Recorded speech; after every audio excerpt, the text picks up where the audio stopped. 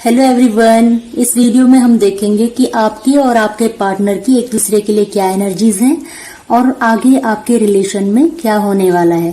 पहले हम energy check करेंगे जिससे पता चले कि आपके और आपके पार्टनर की एक दूसरे के लिए क्या फीलिंग्स हैं और क्या एनर्जीज हैं। Please God guide me. मेरे व्यूवर्स के लिए कुछ कार्ड्स दीजिए, कुछ मैसेजेस दीजिए जिससे पता चले मेरे व्यूवर्स की एनर्जीज क्या है अपने पार्टनर के लिए और उनके पार्टनर की मेरे व्यूवर के लिए क्या एनर्जी है। Please God guide me. Thank you God, thank you universe, thank you, thank you, thank you. ये 5 कार्ड्स मैं आपके लिए ले रही हूं।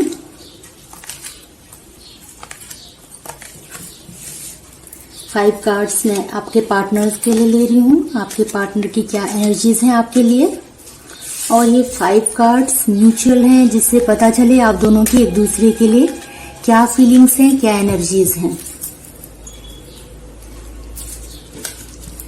सबसे पहले आपके लिए, आपके अपने पार्टनर के लिए क्या एनर्जीज हैं देखते हैं। ये आपकी एनर्जीज हैं जो आपके पार्टनर के लिए शो हो रहे हैं। Angel of balance, indecision, envy, rest and rejuvenation, angel of love. ये आपकी फीलिंग्स हैं जो आपके पार्टनर के लिए हैं।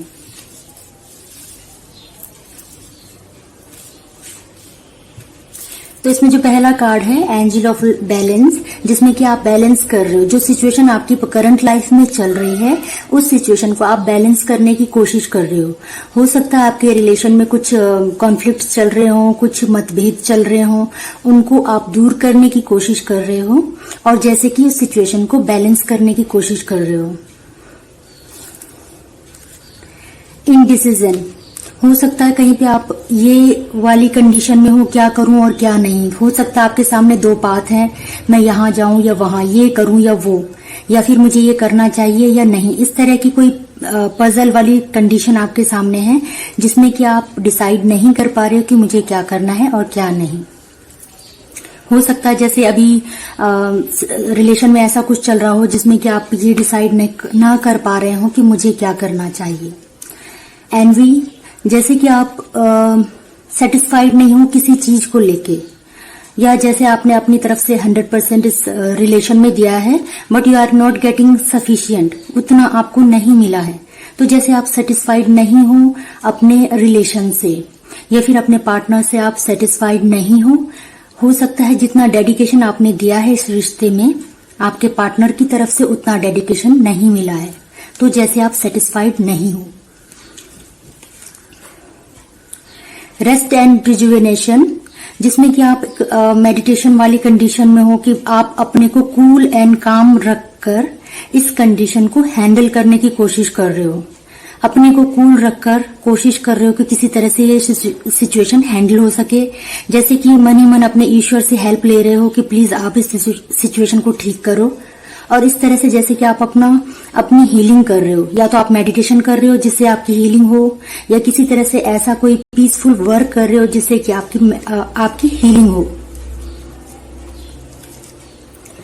एंजल ऑफ लव, जैसे कि आप हीलिंग करने को तैयार हो, कॉम्प्रोमाइज करने को तैयार हो, और उसके साथ साथ आप जैसे अच्छी वाइब्स में हो कि अपने पार्टनर के लिए डेडिकेशन शो कर रहे हो, लव एंड केयर शो कर रहे हो।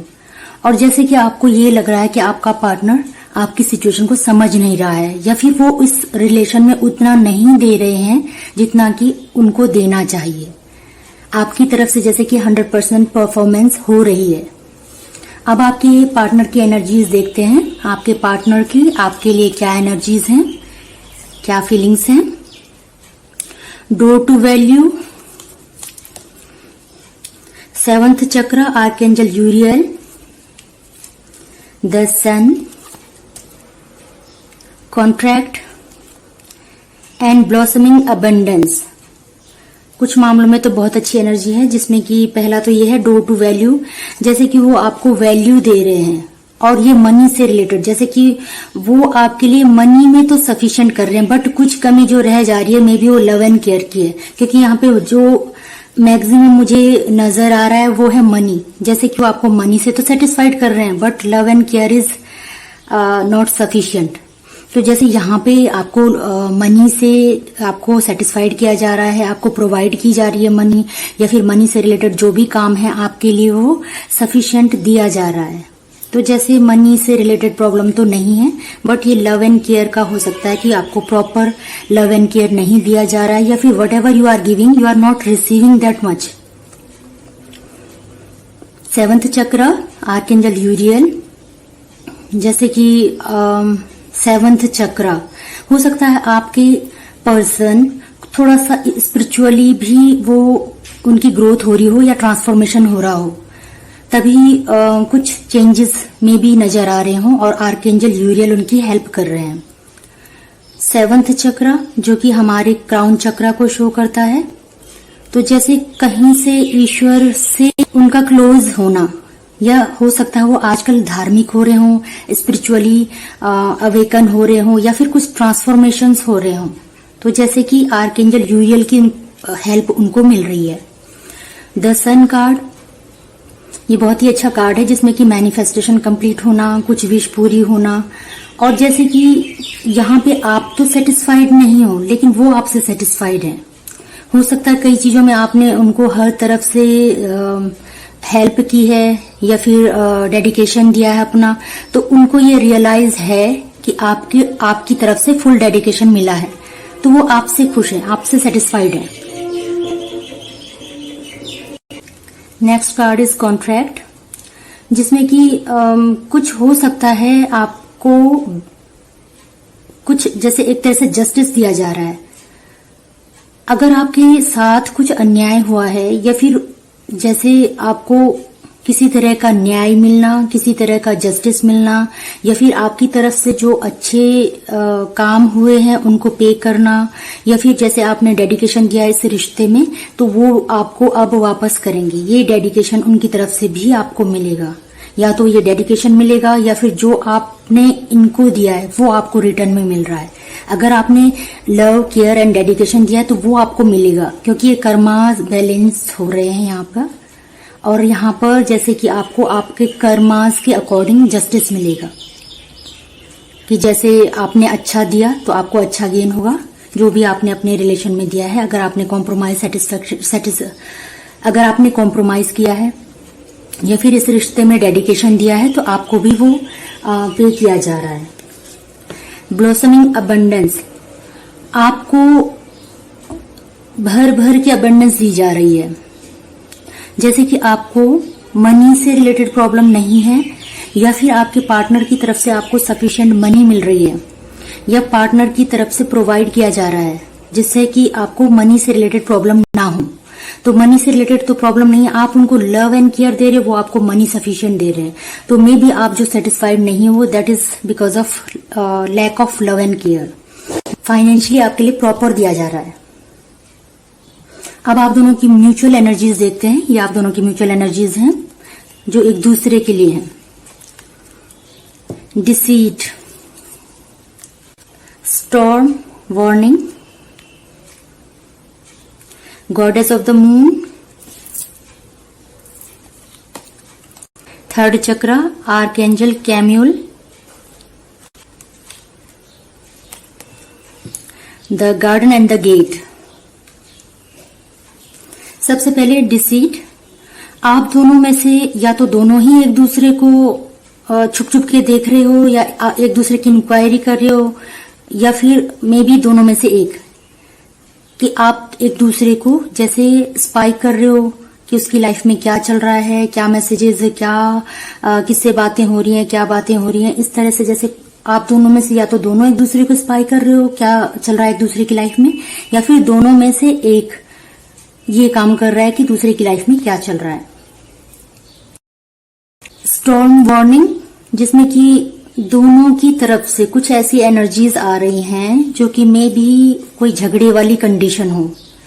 तो अगर ऐसी कंडीशन हो सकती है तो फिर आपको जैसे कि कुछ अच्छे डिसीजन लेने की जरूरत है, और जैसे आपके पार्टनर को स्पिरिचुअल होने की जरूरत है, तब में भी ये कंडीशन थोड़ा इम्प्रूव हो। स्टॉर्म वार्निंग, तो जैसे कोई वार्निंग दी जा रही है कि अगर आपका इनडिसीजन हुआ तो ये स्टॉर्म वार्निंग आ सकती है, या फिर आप स्पिरिचुअली आप ईश्वर के लिए डेडिकेट नहीं हो, उनको नहीं मानते हो, तो मे भी इस करके कुछ कंडीशन क्रिएट हो।